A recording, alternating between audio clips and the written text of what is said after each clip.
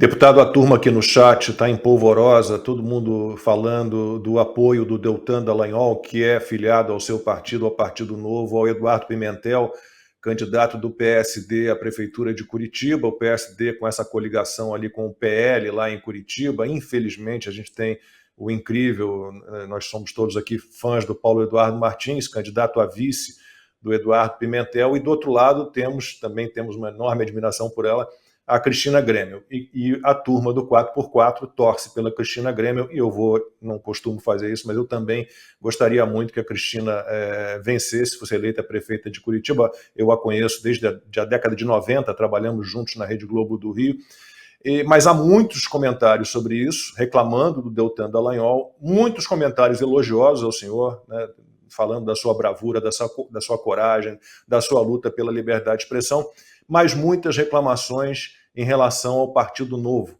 né? Um pouco por conta hoje da questão do apoio do Deltan ao Pimentel, mas talvez um pouco por aquela lembrança do Partido Novo do João Amoedo, né? O que o senhor pode dizer à turma que está aqui toda no chat?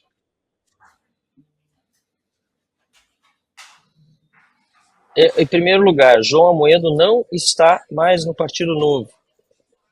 Quando aconteceu toda aquela confusão interna no partido, gerada justamente por uma pessoa que ajudou sim a fundar o partido, e é óbvio que o papel do João na fundação do partido, em buscar pessoas que fossem alinhados a ideias de liberdade e tal, aquela época foi muito importante, mas ele passou a jogar contra, fazer gol contra. Rodrigo Constantino disso, aliás, porque ele participou lá do início das movimentações, inclusive, para poder funcionar como partido político. E depois, João Amoedo, assim, eu não posso me manifestar muito sobre os motivos que levaram ele a virar o fio, a fazer as manifestações completamente disparatadas, inclusive depois do segundo turno da eleição de 2022, dizer que ia votar no Lula, mas eu posso dizer que eu tomei atitude.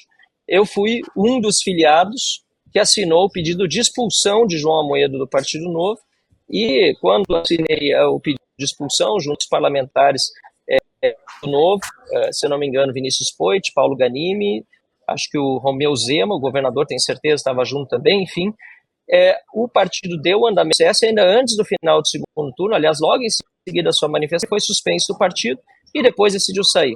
Foi um momento assim muito constrangedor para todos nós conviver com o João Amoedo, foi muito prejudicial para o crescimento do Novo, não só pela postura dele, como também em virtude de, nas eleições municipais de 2020, ele ter atrofiado o partido com diretrizes extremamente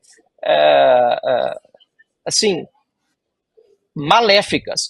O partido tinha que ter no mínimo 200 filiados no município, depois quando atingia o número de filiados e as doações que eram requeridas um ano antes da eleição, ele fazia nova regra e daí dizia que apesar de 15 municípios ou 20 naquele estado terem atingido as metas, ele só ia deixar como presidente do Diretório Nacional que 6 tivessem candidaturas. Enfim, foi um desastre em 2020, que impactou nas nossas eleições de 2022, impactou na minha eleição, de todos os candidatos do Novo. Nós tínhamos 8 maravilhosos deputados federais, baixamos infelizmente para 13 em 2022, agora com a volta do Salles nós estamos com 4 deputados federais de novo, com o senador Girão, mas a boa notícia, Lacombe, é que de 2018 para 2020, de 2020 para 2024 nós aumentamos muito o número de vereadores do partido. Por exemplo, nós aumentamos os vereadores de 28, se não me engano, eleitos para mais de 260, e o número de prefeitos de 1 para 18, e nós temos 2 concorrendo no segundo turno, um está concorrendo em Taubaté e outro está concorrendo em Ribeirão Preto, além de candidaturas a vice-prefeitos em vários municípios. Eu estive em Cuiabá, eu estive em Manaus, eu estive em João Pessoa. Nesses 3 municípios nós somos o vice-prefeito, nós temos o candidato a vice, na verdade em 2 eles são uma mulher, né, são mulheres, e do 22, do PL. Eu acho que o mais importante é a gente sempre buscar a união onde a gente puder. O Deltan é uma pessoa que tem minha absoluta admiração, uma pessoa que fez demais pelo Brasil, foi caçado completamente de uma forma injusta, absurda no Congresso Nacional. ele tem, assim, para mim, ele é uma figura fantástica, vai continuar fazendo muito pelo país agora como filiado ao Partido Novo. A Cristina, eu acompanho ela da TV e de quanto foi perseguida, que foi um absurdo também, por onde passou. O Paulo Martins é meu amigo de longuíssima data, desde a época que a gente não sabia nem qual era o nosso destino seguinte, porque a gente era tão pouco, né? Éramos tão poucos, que era muito difícil a gente conseguir imaginar onde nós chegaríamos, e ele acabou sendo deputado federal, votou pelo impeachment da Dilma. Então, na minha opinião, Lacombe, é uma pena que a gente esteja chegando agora num momento, por causa de eleição municipal, que sim é importante para um município, mas que no contexto nacional nós precisamos lembrar que nós temos uma batalha muito maior. É uma pena que muitos prefiram se degladiar, né, dentro da direita, em vez de entender quais são as diferenças, atuais diferentes composições, e não extrapolar do nível municipal para acabar fazendo uma batalha que acabe sangrando lideranças tão importantes como são o caso dessas três que a gente menciona, tanto a Cristina como Paulo Martins, como o Deltan, que está fazendo um trabalho assim espetacular de circular o Brasil depois de ter sido caçado injustamente. Ele tinha tudo para desistir, Lacombe.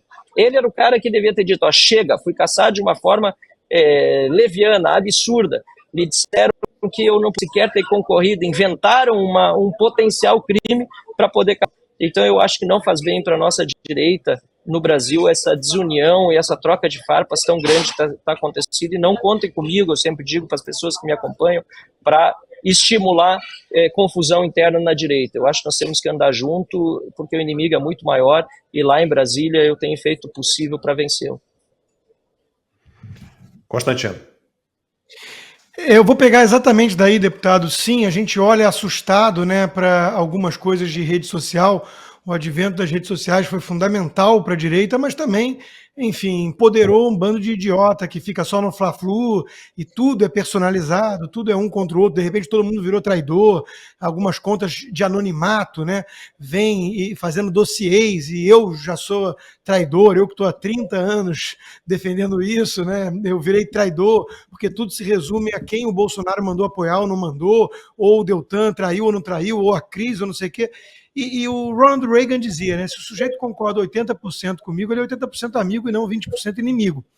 Eu quero pegar daí para fazer uma pergunta que não quero colocá-lo em mais uma saia justa, mas eu quero entender, porque eu estou na mesma página. Eu não tenho partido, ao contrário do senhor, que tem uma questão partidária que tem que ser levada em conta, eleitoral que tem que ser levada em conta. Eu não sou candidato a nada, eu não tenho partido, eu sequer moro no Brasil mais seguro como cidadão americano, mas eu quero o bem do Brasil e eu luto por isso há 30 anos, com meus 15 livros publicados e vários veículos de comunicação que eu passei, e por aí vai.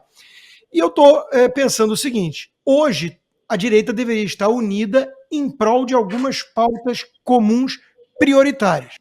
Então eu vou dar um exemplo. O Girão, meu amigo Girão, que agora está no Partido Novo, não estava antes, e eu já o admirava muito, politicamente falando também, antes.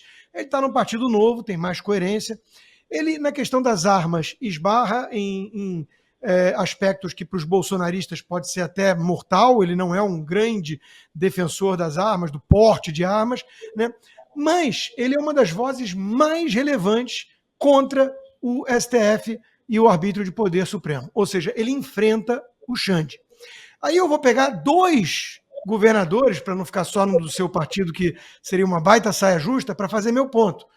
O Zema e o Tarcísio.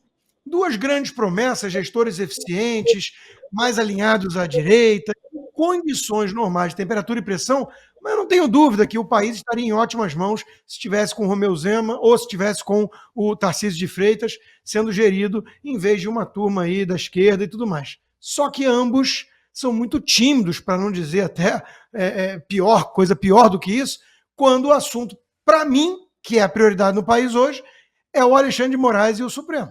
Que o senhor, por exemplo, é um dos que mais me representam, porque o senhor tem coragem de enfrentar. Mas eu não vejo o governador Zema ou o Tarcísio fazendo isso. Como é que fica para 2026? Como é que fica para a pergunta que o Luiz fez, para a gente sair dessa arapuca? porque a gente precisa priorizar isso. Isso é a pauta número 1 do Brasil hoje. Resgatar nossas liberdades básicas e a democracia. Eu fico com medo se a direita vai ter um representante que é um gestor eficiente, mas não liga para isso nem para a agenda da guerra cultural que o senhor mesmo mencionou como a mais importante. E aí? Quais são os nomes? Como é que a direita vai chegar unida em torno de um nome que entenda essa prioridade, deputado? Não, perfeito, Constantino. Nós precisamos ter essa consciência da direita em geral. Agora eu preciso puxar a bola para o meu campo, né? Longe de mim, deixar de analisar o cenário global. A minha concepção, todos precisam ter essa consciência dos abusos de autoridade do Alexandre de Moraes e das conversas que eu tive com o Zema.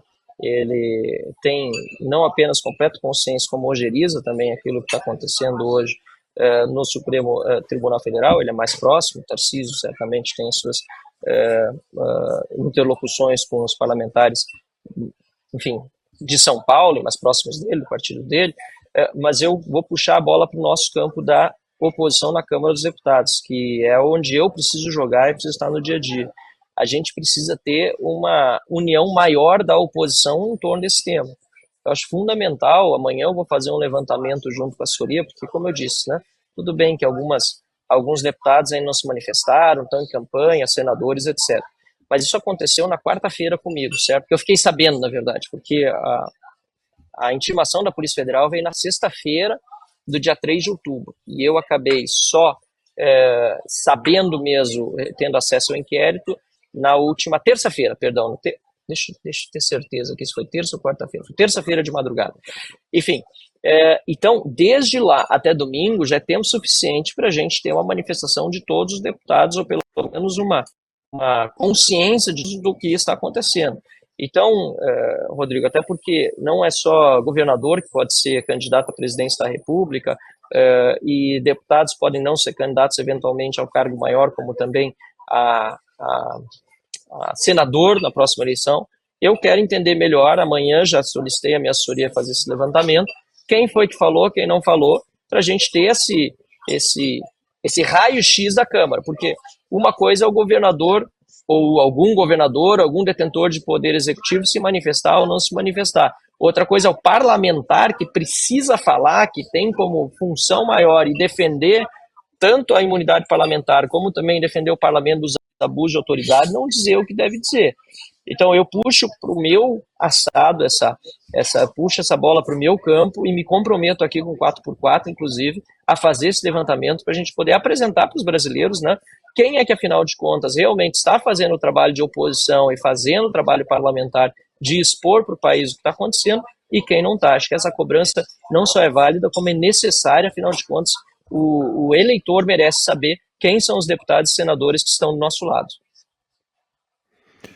Gente, eu preciso liberar o deputado Marcel Van Hatten. A gente tinha prometido que ele participaria da primeira meia hora do programa, primeiros 40 minutos. Já passamos um pouquinho do tempo, ele nos atendeu amavelmente, com toda a atenção, num restaurante aí em Campinas, está em trânsito.